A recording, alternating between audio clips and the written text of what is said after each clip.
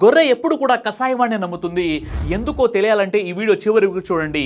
ఒకసారి ఉసరి వెళ్ళి బొద్దింకతో పక్కనే ఉన్న ఇంట్లో ఆహారాన్ని చూసి వచ్చాను, వెళ్ళి తిందామా అని అంటుంది. అప్పుడు బొద్దింక వద్దు, మనుషులకి దొరికామంటే చంపేస్తారని చెప్తుంది.